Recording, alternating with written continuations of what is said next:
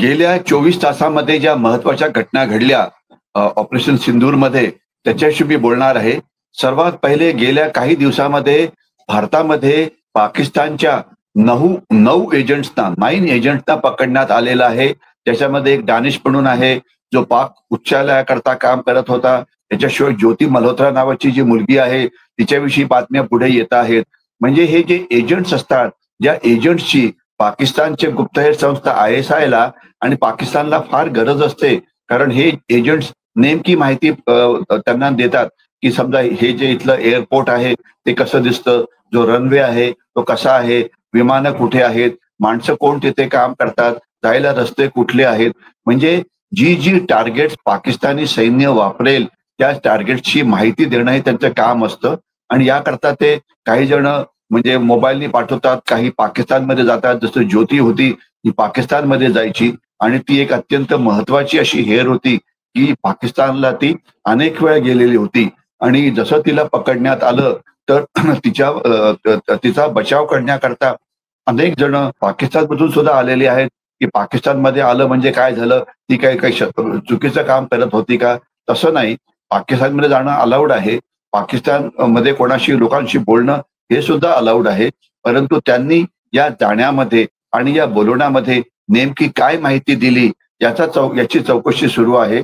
आणि त्याकरता तिचा लॅपटॉप, तिचे मोबाईल हे सगळे जप्त करण्यात आलेले आहे. आणि त्यांनी नेमकं काय केलं याची माहिती आपल्याला येणाऱ्या काळामध्ये कळेलच. परंतु एवढं नक्की आहे की असे अनेक एजंट्स आज काम करतायत. तर आपण करायला काय पाहिजे, तर असे जी संशयास्पद माणसं असतात त्यांच्यावरती लक्ष ठेवायला पाहिजे. त्याकरता इंटेलिजन्स ब्युरो असो की रॉ असो यांची मदत घ्यायला पाहिजे. नॅशनल टेक्निकल रिसर्च ऑर्गनायझेशन यांची मदत घ्यायला पाहिजे. त्यांच्या संभाषणावरती लक्ष ठेवायला पाहिजे. आणि जी महत्वाची स्थळं असतात त्याच्या आजूबाजूला जर कोणी संशयास्पद व्यक्ती फिरत असतील तर त्यांच्यावरती लक्ष ठेवायला पाहिजे. तर अशा प्रकारचे जे अनेक इतर हेर अजून सुद्धा भारतामध्ये पाकिस्तान करता काम करत आहेत त्यांना आपण पकडलं पाहिजे. कारण या हेरांची जी संख्या आहे ही अतिशय जास्त आहे. दुसरा जो मुद्दा आहे तो आहे IMF कडून मिळालेल्या इन्स्ट्रक्शन्स.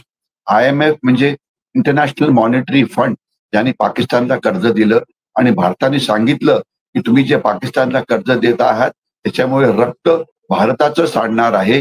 कारण हे कर्ज पाकिस्तान चांगल्या कामाकरता वापरणार नाही, ते दहशतवादी कृत्याकरता वापरेल किंवा पाकिस्तानी सैन्याला सामान विकत घेण्याकरता वापरेल. तर म्हणून IMFनी असं काही करू नये म्हणून पाकिस्तानवरती अनेक अटी लादलेली आहेत, की तुम्ही इलेक्ट्रिसिटी रिपेअर करू शकता, तुम्ही जो टॅक्स आहे ते जास्त कलेक्शन करायला पाहिजे.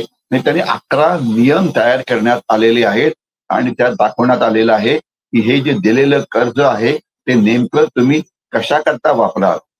थोडक्यामध्ये हा एक भारताकरता मोठा विजय आहे की IMFने दिलेलं कर्ज जे आहे ते पाकिस्तान गैरकृत्याकरता वापरणार नाही. हे अतिशय महत्वाचा संदेश आपण दिला आहे. अजून एक बातमी आलेली आहे की पाकिस्ताननी जे आपलं सुवर्ण मंदिर आहे, गोल्डन टेम्पल, जे अमृतसर मध्ये आहे ते उडवायचा सुद्धा प्लॅन केला होता. आणि अर्थात ते भारताने केलं अशा प्रकारची बातमी पसरवण्यात आली असती.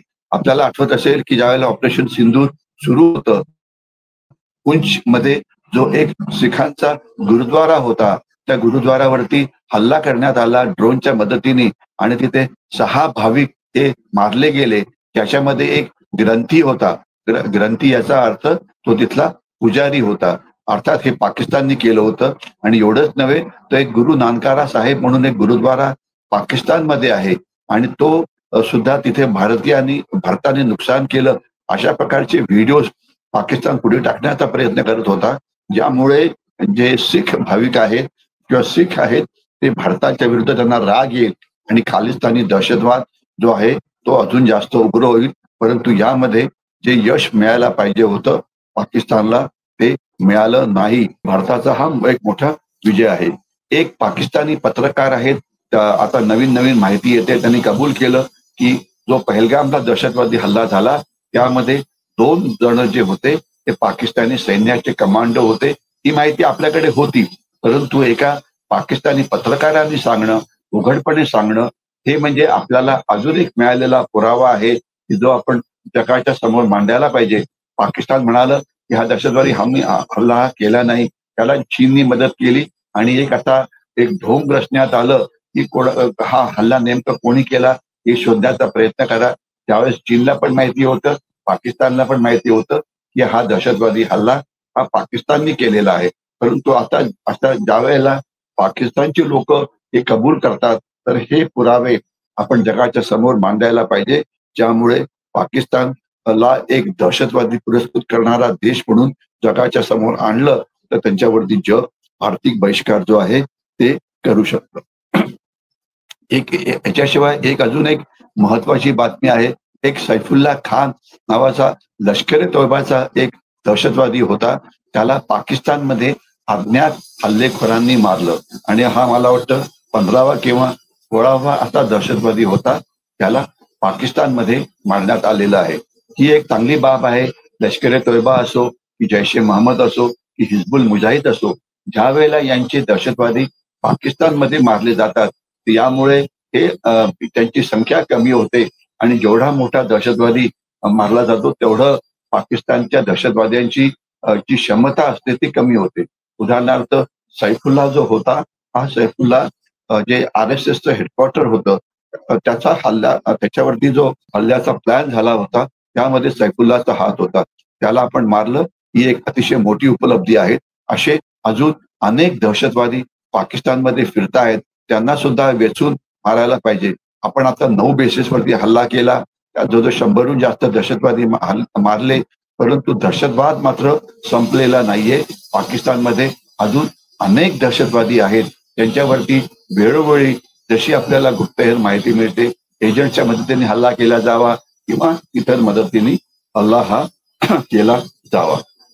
अजून एक बातमी पुढे अशी येते आहे की इंडोनेशिया, तसं म्हटलं तर एक मुस्लिम राष्ट्र आहे, त्यांनी 2 भारतीयांना आपल्याला हँडओव्हर केलं कालच.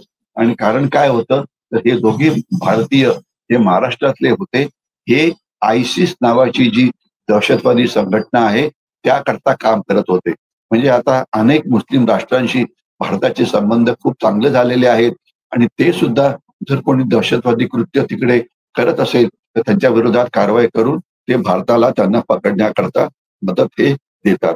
याच्याशिवाय अजून एक बातमी आहे की अनेक भारतातले लोक, कोणी प्रोफेसर आहेत, कोणी इतर आहेत, की जे भारत विरोधी पोस्ट लिहित होते फेसबुकवरती असो किंवा इतर ठिकाणी असो, त्यांना भारतीय कायद्याच्या अंतर्गत पकडण्यात आलेलं आहे. ही चांगली बातमी आहे, कारण मी अनेक वेळा म्हटलेलं आहे की सध्याची जी आपली लढाई आहे ही केवळ पाकिस्तानशी नाही, ही लढाई पाकिस्तानला मदत करणाऱ्या चीन बरोबर सुद्धा आहे आणि हीच लढाई पाकिस्तानचे अनेक हस्तक जे भारतात काम करतात त्यांच्या विरोधात सुद्धा आहेत. त्याच्यामुळे हे सगळे जे वेगवेगळ्या प्रकारचे जे हस्तक असतात या सगळ्यांना आपण पकडलं पाहिजे आणि त्यांच्या विरोधात जी कारवाई आहे ती आपण करायला पाहिजे. अजून एक अत्यंत महत्वाची बातमी आली, ती म्हणजे जर मला आकडेवारी नीट आठवत असेल तर 58 ते 60 हजार कोटी रुपयाची नवीन अत्याधुनिक शस्त्र घेण्याकरता भारत सरकारने भारतीय सैन्याला इमर्जन्सी पॉवर दिलेले आहेत. आता हे सध्याचं जे युद्ध आहे याच्यामध्ये ड्रोन्स वापरले जातात, त्याच्यामध्ये क्षेपणास्त्र वापरले जातात, त्याच्यामध्ये आर्टिफिशियल इंटेलिजन्सचा वापर केला जातो, तंत्रज्ञानाचा वापर होतो. तंत्रज्ञानाच्या मदतीने म्हणजे सॅटेलाइटच्या मदतीने शत्रूवरती लक्ष ठेवलं जातं. तर आपल्याला जर अत्याधुनिक पद्धतीचं जर लढाई लढायचं असेल तर आपल्याला या सगळ्या साधनामध्ये आपली गुंतवणूक करावी लागेल आणि ही सगळी साधनं आपल्याला भारतामध्ये बनवावी लागतील. तर त्याकरता मग सॅटेलाइट असो की मिसाईल्स असो की AI च्या मदतीने हल्ले असो, हे सगळं आपण करतो आहे. तर येणाऱ्या काळामध्ये आपलं जी आक्रमक ताकद आहे त्याला आपण अजून जास्त आधुनिक करायला पाहिजे. नेक्स्ट मुद्दा जो आहे तो म्हणजे भारत सरकारचं जे ग्रीन ट्रिब्युनल असतं, त्यांनी भारतीय सैन्याला सीमावर्ती भागामध्ये अजून कुठेही रस्ते जर बांधायचे असतील तर त्याकरता परमिशन दिलेली आहे, ज्यामुळे आपल्याला लडाखमध्ये, अरुणाचल प्रदेशमध्ये अनेक ठिकाणी जो डोंगराळ भाग आहे तिथे अजून सुद्धा रस्ते बांधायचे आहेत. तर त्याकरता ही परमिशन मिळालेली आहे, कारण आपल्याला जर ग्रीन ट्रिब्युनल कडनं जर परमिशन मिळाली नाही तर आपण रस्ते बांधू शकत नाही. तर ही एक डेव्हलपमेंट चांगली आहे. त्याच्यामुळे नितीन गडकरी जे महाराष्ट्राचे सुपुत्र आहेत ते अजून वेगाने रस्ते बांधतील. आणि जसे वेगाने रस्ते बांधले जातात तर त्यामुळे आपली जी लढण्याची क्षमता असते ती वाढते आणि आपण पाकिस्तान आणि चीनला एक करारा जबाब देऊ शकतो. तर ही एक अत्यंत चांगली अशी बातमी आहे.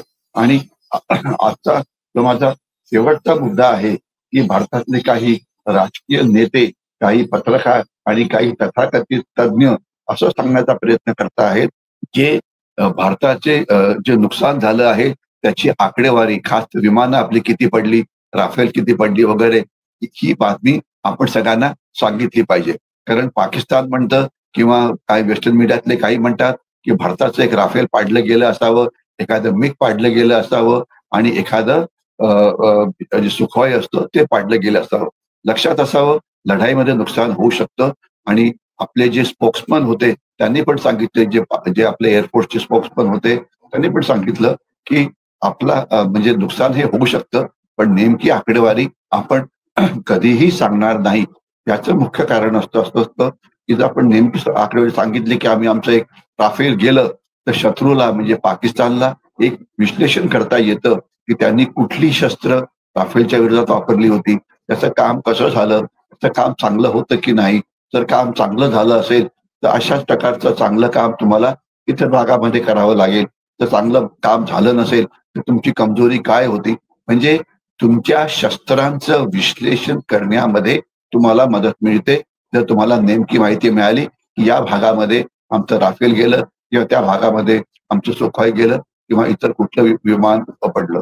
परंतु म्हणून जी आपण अत्याधुनिक शस्त्र वापरलेली आहेत त्यांचं नुकसान काय झालं किंवा त्यांनी काम कसं केलं याविषयीची माहिती द्यायलाच नको. म्हणजे आपण जर ब्रीफिंग सैन्याचं बघितलं असेल तर त्यांनी नेमकं क्षेपणास्त्र आपण कुठलं वापरलं हे सांगितलं नाही. वेस्टर्न मीडिया म्हणत आहे आपण ब्राह्मोस वापरलं, वेस्टर्न मीडिया म्हणत आहे की आपण राफेलचा उपयोग केला, वेस्टर्न मीडिया म्हणत आहे की आपलं जे अँटी एअरक्राफ्ट डिफेन्स सिस्टीम होती ती चांगली होती, वेस्टर्न मीडिया म्हणत आहे की जे चीनी शस्त्र होती खास तर JF-17 वगैरे त्यांचं जे परफॉर्मन्स होतं ते चांगलं झालेलं नाहीये. वेस्टर्न मीडिया म्हणत आहे की चीनचं जे रडार होतं ते चांगलं झालेलं नाहीये. म्हणजे थोडक्यात आपल्या शस्त्रांनी चांगलं काम केलं की नाही याची माहिती, त्यांनी नेमकं काय काम केलं, आपण नेमकी कुठे शस्त्र वापरली, केव्हा वापरली, कुठल्या प्रकारची आपण ड्रोन वापरली, ही कुठलीही माहिती आता आपण द्यायला नको. त्यामुळे पाकिस्तानला विश्लेषण करून त्यांची लढण्याची क्षमता ही वाढवता येईल. मे बी 15 वर्षानंतर, 20 वर्षानंतर आपण हे करू शकतो, पण आता वेळ नाही. मी इथेच थांबतो. जय हिंद.